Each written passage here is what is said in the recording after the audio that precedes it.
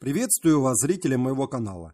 Своим появлением на свет этот автомобиль обязан Горьковскому обкому партии, которым из Кремля пришла в 1973 году просьба изготовить для генерального секретаря Леонида Ильича Брежнева полноприводную машину на базе седана нового поколения ГАЗ-24 «Волга». Она предназначалась для выезда на охоту генерального секретаря ЦК КПСС. Ведущим конструктором проекта был назначен Кальмансон, который заменил Дегтяров.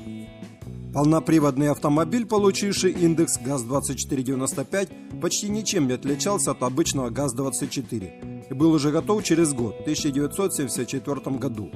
Был сохранен несущий кузов. Единственным отличием кузова этого автомобиля стал зеленый цвет фона заводской эмблемы на облицовке радиатора. Силовым агрегатом нового внедорожника служил стандартный бензиновый карбюраторный двигатель ЗМЗ-24D объемом 2,5 литра, который выдавал 98 лошадиных сил. Максимальная скорость автомобиля составляла 115 км в час. Стандартной осталась и четырехступенчатая механическая коробка передач. А так как обычный ГАЗ-24 не предназначался для езды по бездорожью, то пришлось конструкторам основательно переделать ходовую часть машины. Узлы для нового автомобиля были взяты от «Волги» и УАЗ-469. Особую трудность доставила трансмиссия, ведь нужно было на «Волгу» установить УАЗовскую трансмиссию.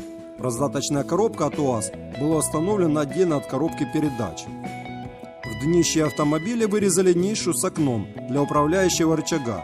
С коробкой передач раздатку связал промежуточный вал, а у коробки передач удалили хвостовик. Промежуточный вал располагался под наклоном. Это помогало уменьшить углы карданов и позволяло немного опустить саму раздаточную коробку.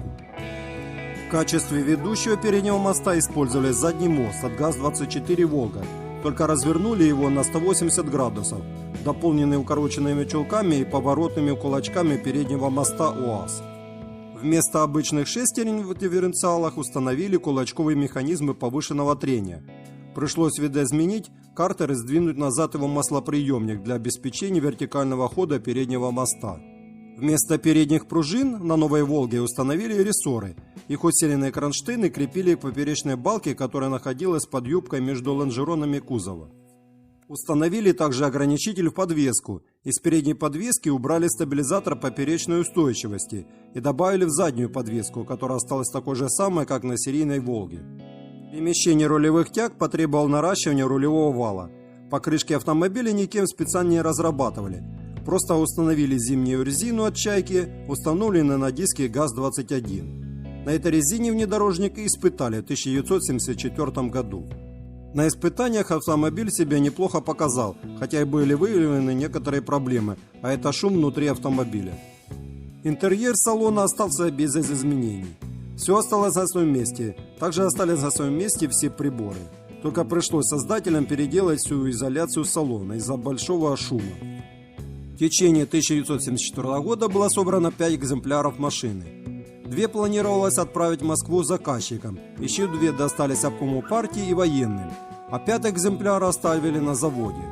На конвейер машина не встала, хотя и получился неплохой внедорожник повышенной комфортности. И были тому причины. Во-первых, машина была сложной. Во-вторых, дорогой, не каждый мог себе ее позволить, только обеспеченные люди. Так внедорожник и остался в 5 экземплярах. И до наших дней дошли только 3 машины. Одна машина находится в частных руках. Второй экземпляр находится на московском заводе ретроавтомобилей. Третий находится на территории завода. Что стало с другими 2 экземплярами, неизвестно. И если мой ролик вам понравился и был полезен, ставьте лайки. Подписывайтесь на мой канал. Также приветствуются ваши комментарии под видео. Желаю всего хорошего. До новых встреч.